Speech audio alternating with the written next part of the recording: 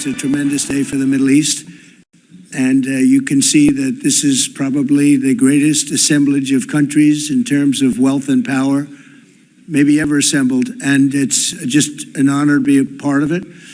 We're going to be signing a document that's going to spell out a lot of rules and regulations and lots of other things. And it's very comprehensive, but we've already signed documents in the Middle East and having to do with Israel and Hamas and just about everything else. And it's really working out incredibly well. The hostages, as you know, were let go on time, on schedule.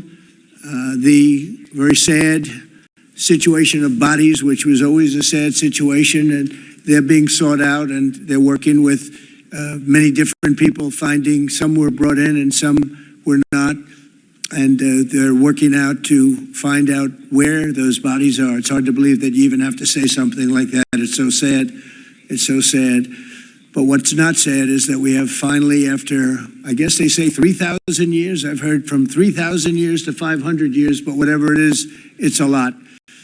But this was the one, this was the granddaddy of them all. And frankly, I thought this was probably going to be the toughest, and maybe in many ways it was, but we had a lot of good talent. Steve Witkoff, Jared, and Marco, and Pete, and General Kane was so great. John Ratcliffe was incredible. We had an amazing array of talent, and we were helped by, in particular, the countries represented at this table. I will say, Tamim, you were fantastic, and your country is unbelievable, and I don't think they give you a fair shake. They talk about you as though you're not a nice person, and you happen to be a nice person. You happen to live in a little tough neighborhood. You're surrounded by everybody. And without you, this wouldn't have happened. And I just want to thank you very much. That's Qatar. And thank you. He's a great gentleman, and he's an amazing leader. And another man who's been a friend of mine for a long time. I don't know what it is. I like the tough people better than I like the soft, easy ones. I don't know what the hell that is. It's a personality problem, I suspect. But this gentleman from a place called Turkey has one of the most powerful armies actually in the world. It's much more powerful than he even lets known. If you look at some of the recent conflicts, he was at the top of them, and he was winning them, and he did win them. And he doesn't want any credits. He doesn't want anything. He just wants to be left alone. He's a tough cookie, but he's been my friend. And every time I've ever needed him, he's been there for me. So I just want to thank President Erdogan, Turkey, great guy. When NATO has a problem with him, because he is difficult, they call me. They said, would you do me a favor? Could you speak to Erdogan? And I do, and he never fails us, right, General? He never fails. He's amazing. So I just want to thank you for the friendship. It's great. Thank you very much.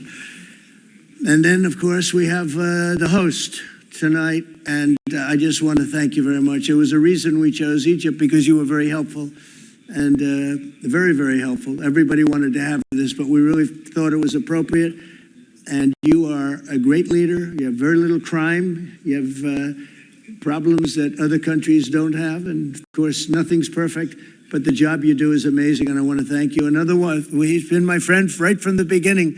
During the campaign against crooked Hillary Clinton. Have you heard of her? We were both downstairs waiting to go up to meet this gentleman who has a place called Egypt, the oldest civilization. They say 6,000 years. China's 5,000 years, but you're actually number one, 6,000 years. Can you believe it? But the oldest, they say, civilization. But so I went up to meet him first, and we liked each other so much that she waited for about an hour and a half. And I think your meeting lasted about 2 minutes with her. So I always remembered that. But that was our first meeting. We had great chemistry together. And he's a fantastic man and a fantastic general, by the way. But he's a great president. And I want to thank Egypt and all of your representatives for treating us all so well. Thank you very much. So we're going to be signing, and we're really representative of a whole group of nations, and they're sitting behind us, and you know most of them. I can tell you this guy's got so much money. They all have so much money. There's more money and power sitting behind us. I love that they're behind us. They've never been sitting behind anybody before. This is a unique position for them, but they are seriously, they're among the most powerful countries in the world, the richest countries in the world, and there's never been really an assemblage like what we have today. I don't think, Tamim, I've never seen it anyway. And I want to thank everybody for being with us. Here's a man, I just solved a war for him, Azerbaijan. Did I do a good job? Where's your compatriot here? Where's Arias? You two guys are still getting along, right? They fought for 32 years. In about 1 hour, we settled it, right? And they like each other now, too. It's good. That's great. I think that's great. Well, I want to thank everybody for being here. We have Italy. She's a very strong ruler. She's doing a great job.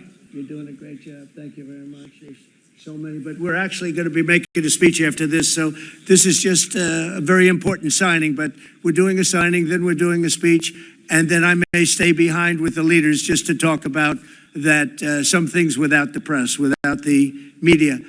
But I want to thank the media for you've been so respectful on this deal. You know the importance of the deal, and I really, it was so pleasant to watch. I was on the plane for quite a while listening to the various newscasts, and they were all fair. They were talking about how incredible this is. This is an incredible day for the world, let alone the Middle East. So I just wanted to thank the media. They really treated it with respect. I wish you could be like that on other things, but that's perhaps too much to ask for. But on this, tremendous, everybody feels the same. Just tremendous respect, and we appreciate it very much. Can we get the documents, please? Okay. You'll sign right here. Okay.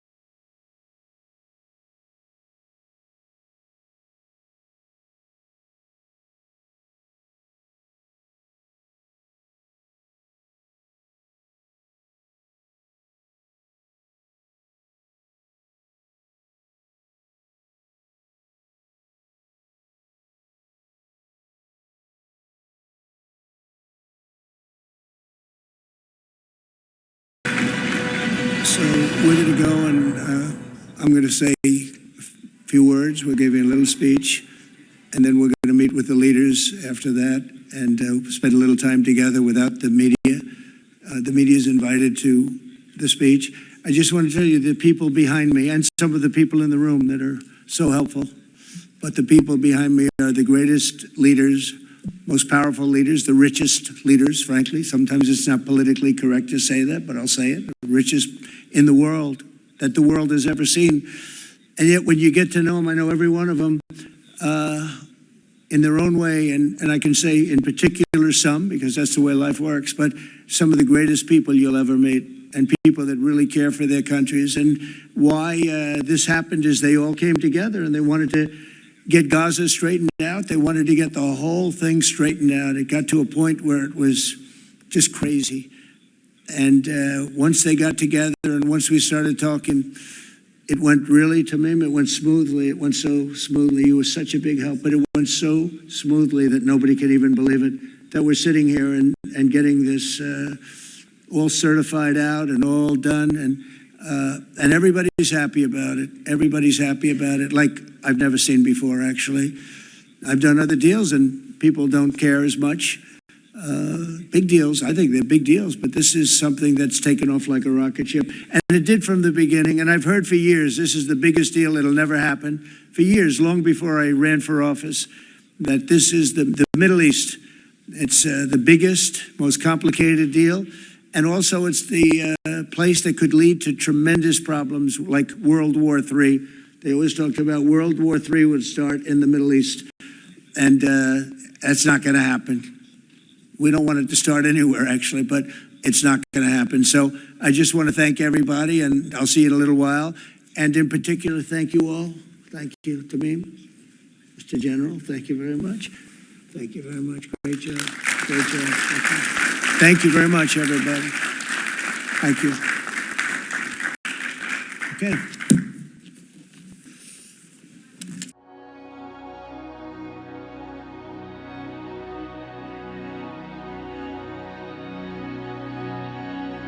وإننا نعلن اليوم التوصل لاتفاق لإنهاء الحرب والعدوان على شعبنا والبدء بتنفيذ وقف دائم لإطلاق النار وانسحاب قوات الاحتلال ودخول المساعدات وفتح معبر رفح في الاتجاهين وتبادل الأسرى حيث سيتم إطلاق سراح 250 من الأسرى الفلسطينيين الأبطال من الذين حكموا بالمؤبد، بالإضافة إلى 1700 من الأسرى من أبناء قطاع غزة الذين تم اعتقالهم بعد 7 أكتوبر، فضلا عن إطلاق سراح الأطفال والنساء جميعا. وقد تسلمنا ضمانات من الإخوة الوسطاء ومن الإدارة الأمريكية مؤكدين جميعا أن الحرب انتهت بشكل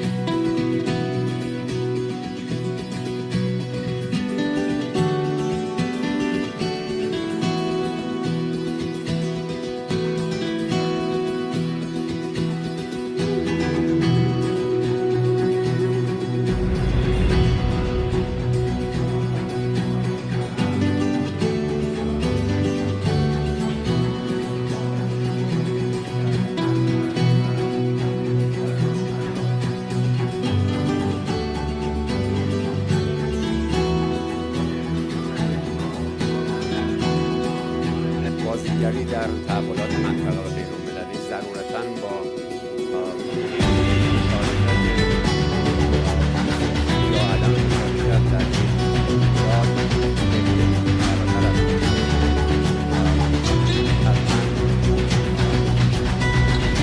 و اثرگذاری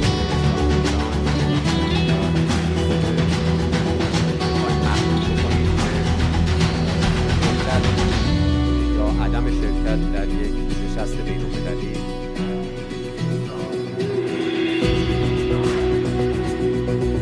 جنگ علیه رزم نسلی در فلسطین اشغالی باید به شکلی خاتمه پیدا بکنه. ما همیشه از همون ابتدا همه جنبه‌های موجود رو در دست بررسی داشتیم. لذا از همون جایی که اسلام ایران در جایگاهی هست بتواند هم به نحو مختصر با هر تحقیقی مقابله بکنه و هم از دل هر چالش و تهدیدی فرصت‌های لازم شناسایی بکنه و برای تأمین منافع ملی ازش استفاده کنه.